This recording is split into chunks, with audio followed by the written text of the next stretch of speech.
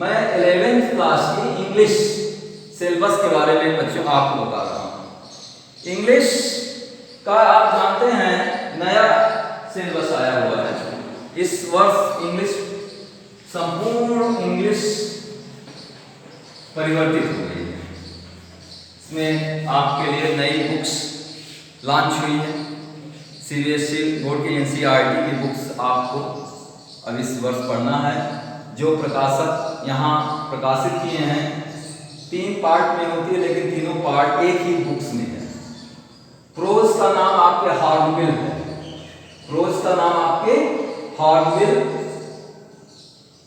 Pros और poetry hornbill में है, ठीक है, हॉर्नबिल। उसके बाद सप्लीमेंट्री है, उसके बाद सप्लीमेंट्री यानी प्रोज, पोएट्री और सप्लीमेंट्री, ये 3 पार्ट की बुक्स आपको चलेगी। अब ये किताबें एनसीईआरटी ने तो अलग अलग छापी हैं, लेकिन यहाँ के प्रकाशक जो यूपी सरकार ने जिसको दिया है वो केवल एक बुक में तीनों चीजें समान है। आपको कोई भी ड्रामा वगैरह नहीं पढ़ना है। कोरोना की वजह से क्योंकि सत्र लेट स्टार्ट किया जा रहा है, इसलिए कुछ लेसनों को काटा गया, हटा दिया गया है। जो किताब आप खरीदेंगे उसमें सभी लेसन दिए गए। जो लेसन इस साल इस वर्ष के कोर्स से हटाएगा, जिसको आपको नहीं पढ़ना है, उसको मैं ये लिखा रहा हूँ, इसको आप नोट कर लीजिए, आप टिक कर लीजिए अपने। अगर आपके पास किताब है, किताब तो आपको खरीद लेना ही चाहिए। अगर आपके पास बुक है तो आप उस पर टिक कर लीजिए। प्रोज पोएट्री की जो बुक है जिसे हॉर्नबिल कहते हैं, उसमें आपका एक लेसन ये है द ब्राउनिंग वर्जन, एक लेसन है द ब्राउनिंग वर्जन, एक लेसन हटाया गया है। दूसरा लेसन द एडवेंचर है और तीसरा लेसन सिल्क रोड। 3 लेसन का अध्ययन आपको इस वर्ष नहीं करना है। The Browning version, the adventure, silk road, 3 prose के रिलेशन हटाए गए हैं। इसको आप कट कर लीजिए अपने बुक में। पोएट्री में केवल एक लेसन हटाया गया है, father to son, father to son, यही केवल एक लेसन हटाया गया है। सप्लीमेंट्री में देखिए, सप्लीमेंट्री में the heart of the word, only word, the heart of the only word, एक लेसन हटाया गया है। दूसरा लेसन हटाया गया है बर्थ, बर्थ हटाया गया है। तीसरा लेसन हटाया गया है the tales alone city, the tales alone city, केवल ये 3 लेसन हटाए गए। सप्लीमेंट्री से 3 लेसन प्रोज से, एक लेसन मात्र पोएट्री से हटा गया है, ठीक है। इसको आप उसमें अपनी बुक में कट कर लीजिए, इनको आपको अध्ययन नहीं करना। अब हम संपूर्ण सिलेबस पढ़ाते हैं कि कौन सा कैसे प्रश्न पूछे जाएंगे और क्या जो है कितने नंबर का आएगा, हम आपको क्वेश्चन वाइज आपको बताने चल रहे हैं। पहला क्वेश्चन है, देखिए ये कई सेक्शन में पेपर आपका डिवाइड है। Section A reading portion, section A reading portion है, ठीक है। सेक्शन ए में क्या है, ये रीडिंग पोर्शन है, रीडिंग पोर्शन। अब रीडिंग पोर्शन आपका 12 मार्क्स का आएगा, रीडिंग पोर्शन 12 मार्क्स का आएगा। अब 12 मार्क्स में कौन कौन से क्वेश्चन आएंगे, देखिए लिखा है 1 long passage followed by 3 short answer, यानी पहले आपको एक्सप्लेनेशन लिखने के लिए आता था, इस वर्ष आपको एक्सप्लेनेशन लिखने के लिए नहीं आएगा। आपको एक लॉन्ग पैराग्राफ दिया रहेगा, उस पैराग्राफ पर बेस्ड 3 क्वेश्चन दिए रहेंगे और आपको उनका आंसर लिखना होगा, ठीक है, जो कि 3 मार्क्स के होंगे। 3 into 3 9 मार्क्स, यानी 3 क्वेश्चन 3 नंबर के होंगे। जो पैराग्राफ पर आधारित बेस्ड क्वेश्चन होंगे वो 3 नंबर के होंगे, 3 क्वेश्चन होंगे जो 9 नंबर का होगा। उसके बाद वोकैबुलरी पर आधारित उसी पैराग्राफ की वोकैबुलरी पर आधारित 2 क्वेश्चन पूछे जाएंगे। 2 क्वेश्चन जो पूछे जाएंगे, 2 क्वेश्चन 1.5 मार्क्स, 1.5 मार्क्स, 1.5 1.5 मार्क्स के होंगे, जो कि 2 क्वेश्चन करेंगे आपको 3 मार्क्स मिलेगा। ठीक है, 1 मार्क्स। ये सेक्शन 1 केवल सेक्शन ए रीडिंग पोर्शन है। Section be writing portion, section be writing portion 20 number का आएगा, 20 मार्क्स का। आप इसको बहुत ही थॉरली सुनिए और इसको नोट भी करिए, क्योंकि बार बार ये आपको सिलेबस नहीं मिल पाता है, बिना सिलेबस के स्टडी सही ढंग से नहीं हो पाती है। Section be writing portion 20 marks का होगा। अब इसमें देखिए, पहला क्वेश्चन तो पैराग्राफ हो गया, दूसरे क्वेश्चन होगा रिपोर्टिंग राइटिंग।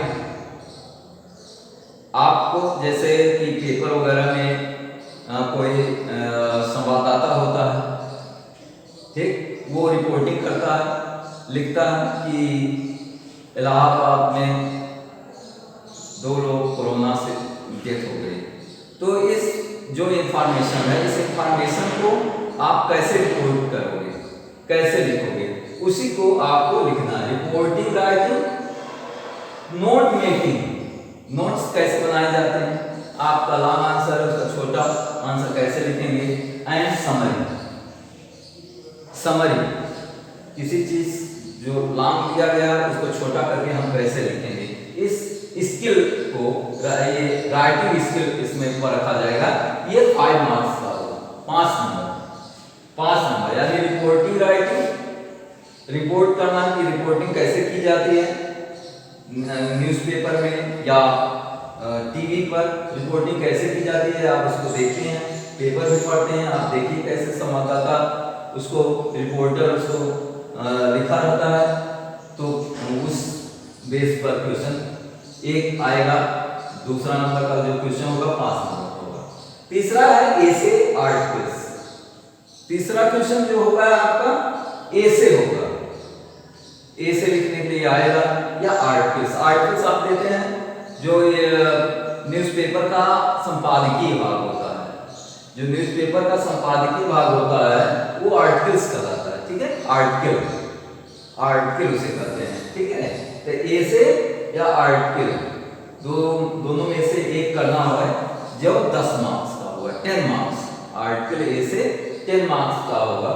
ठीक है, या तो आर्टिकल होगा या तो ए से होगा, 10 मार्क्स का। अब आप देखिए चौथा क्वेश्चन पर आते हैं, लेटर भी आएगा। लेटर टू एडिटर, एप्लीकेशन का यहाँ पर उसमें वो नहीं किया है, ये लेटर टू एडिटर यानी संपादक के नाम पत्र लिखना आ सकता है, लेटर टू एडिटर।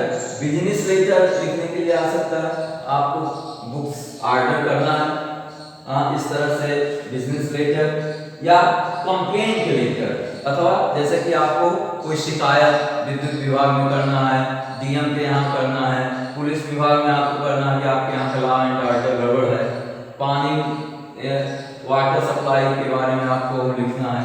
इस तरीके के जो कंप्लेंट लेटर होते हैं वो लिखने के लिए आएंगे आपको 5 मार्क्स के। ठीक है, ये है आपका सेक्शन बी राइटिंग पोर्शन। अब सेक्शन सी में आइए, सेक्शन सी ग्रामर। अब ग्रामर को सेक्शन सी में रखा गया है। इसमें आपको 10 very short answer type question, 10 very short answer type question आएंगे ग्रामर में। 10 क्वेश्चन आएंगे, केवल ग्रामर के 10 क्वेश्चन होंगे। ठीक है, 10 very short answer type question किस बेस पर होंगे? Question on narration, synthesis, narration, synthesis, transformation, syntax, idioms and phrases, phrasal idioms and phrasal verbs, synonyms, antonyms, one word substitution, homophones। इतने से आपको 10 क्वेश्चन आएंगे जो कि 2 मार्क्स के होंगे, 2 नंबर के। ये मार्क्स होंगे। ठीक है, 10 क्वेश्चन होगा, एक क्वेश्चन 10 नंबर 2 नंबर का होगा। इस प्रकार से 20 नंबर का आपका ग्रामर होगा। ग्रामर यानी 10 नंबर की ये क्वेश्चन नंबर 5। अब इसके बाद क्वेश्चन नंबर 6 होगा जो ट्रांसलेशन होगा। ठीक है, ट्रांसलेशन हिंदी दिया रहेगा, उसे इंग्लिश में आपको इंग्लिश में आपको उसको ट्रांसलेट करना है। ठीक है,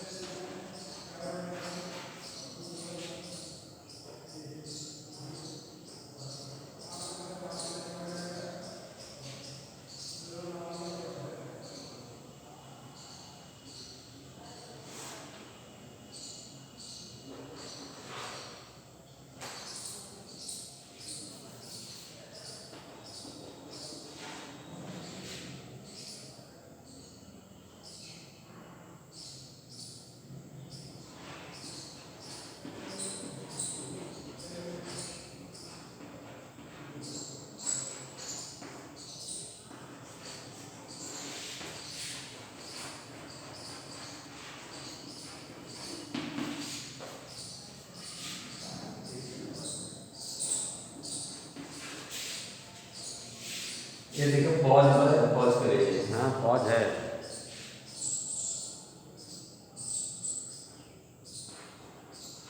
नहीं हाँ पॉज है। Question number 6 translation Hindi to English. Hindi दिया रहेगा, आपको इंग्लिश में इसको ट्रांसलेट करना पड़ेगा। जैसे पुराने सिलेबस में था हिंदी टू इंग्लिश 8 नंबर का आएगा। ठीक है, ये आपका सेक्शन सी का था। अब सेक्शन डी, आपका पेपर सेक्शन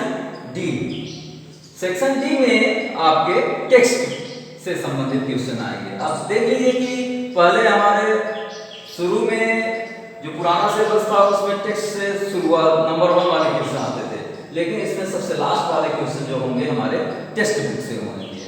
हार्नबिल आप जानते हैं हमारे टेक्स्ट बुक का नाम है, जिसमें प्रोज और पोएट्री दोनों पार्ट है और स्नैपशॉट सप्लीमेंट्री का पार्ट है, जो कि एक ही किताब में तीनों पार्ट हैं। ठीक, अब हॉर्नबिल से देखिए कौन सा क्वेश्चन आएगा। क्वेश्चन नंबर 7 ट्रांसलेशन के बाद क्वेश्चन नंबर 7 आएगा, जिसमें one long answer type question 7 marks का होगा। One long answer type question रहेगा आपके हॉर्नबिल से, यानी जो आपकी टेक्स्ट बुक है उससे one long answer type question, जो कि 7 नंबर होंगे। अगर आप इसको करेंगे 7 मार्क्स के अवार्डेड होंगे। Second 8 number question number 8 two short answer type question, और इसी हॉर्नबिल से ही संबंधित 2 छोटे क्वेश्चन भी होंगे। दो छोटे क्वेश्चन होंगे जो 4 नंबर के होंगे, 4 मार्क्स के होंगे, 4 मार्क्स के, जो कि 8 नंबर देगा। ठीक, इसी प्रकार से आपकी पोएट्री यानी 2 क्वेश्चन आपके हॉर्नबिल से हो जाएंगे। फिर पोएट्री आपकी पोएट्री से 9वां क्वेश्चन होगा जो कि 3 short answer type question based on given poetry style, यानी स्टैंजा, पोएट्री की स्टैंजा दी रहेगी, उस पर 3 क्वेश्चन देगा। पोएट्री के जो स्टैंजा दिया रहेगा उस पर 3 क्वेश्चन पुटअप करेगा, जिसका आंसर आपको देना है। 2 मार्क्स के लिए 2 into 3 6 मार्क्स का होगा 9वां क्वेश्चन। पोएट्री के स्टैंजा से क्वेश्चन पूछेगा, आपको आंसर देना है। 3 short answer type question based on given poetry. ठीक, आप इसको नोट करते जाइए। 10वां क्वेश्चन आपका होगा सेंट्रल आइडिया, जो कि 4 मार्क्स का होगा। सेंट्रल आइडिया 4 मार्क्स का आएगा। इस प्रकार से पोएट्री से आपको 6 और 4 10 मार्क्स के क्वेश्चन पुटअप। अब आ जाइए स्नैपशॉट सप्लीमेंट्री। स्नैपशॉट के नाम से जाना जाता है, जो कि सप्लीमेंट्री जिसे कहते हैं। इसका 11वां क्वेश्चन होगा। 11वां question 1 long answer type question. इसमें भी एक लॉन्ग आंसर टाइप क्वेश्चन होगा जो 7 मार्क्स का होगा। 12 नंबर का क्वेश्चन होगा 2 शॉर्ट आंसर टाइप क्वेश्चन। इसमें ये 2 शॉर्ट आंसर टाइप क्वेश्चन होंगे, जैसे आपके हार्डवेयर से क्वेश्चन होंगे वैसे आपके सप्लीमेंट्री से क्वेश्चन होंगे। 2 4 मार्क्स के, 4 मार्क्स के होंगे, जिसका बैंड 8 मार्क्स का होगा। ठीक, ये 12 क्वेश्चन आपके आएंगे। अब आपको नीचे ये नोट्स आपको दिख रहा है, इसके ये फिगर ऑफ स्पीच है। फिगर ऑफ स्पीच पोएट्री का पार्ट है। जो भी क्वेश्चन पूछा जाएगा फिगर ऑफ स्पीच से, वो पोएट्री वाले पार्ट में पूछा जाएगा। 9वां और 10वें क्वेश्चन के अंतर्गत पूछा जाएगा। अब इसमें सिलेबस में यह क्लियर नहीं किया गया है ये फिगर ऑफ स्पीच कितने मार्क्स का आएगा, कैसे क्वेश्चन पूछे जाएंगे, यह चीज जो है सिलेबस में नहीं दिया गया है। अब इसमें जो किताबें आएंगी या बोर्ड का जो पुनः सिलेबस आएगा, हो सकता है उसमें कुछ हो।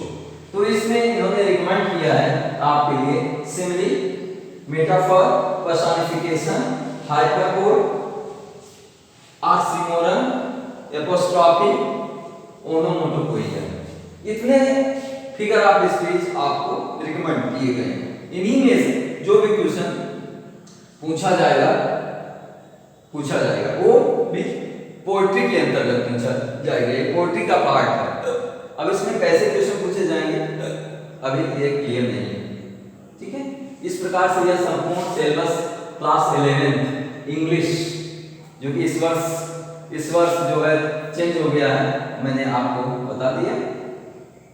आप इसको नोट कर लीजिए। इसी के अकॉर्डिंग सभी बच्चे अध्ययन करें। वीडियो पसंद आए और सब्सक्राइब करें। थैंक यू, धन्यवाद।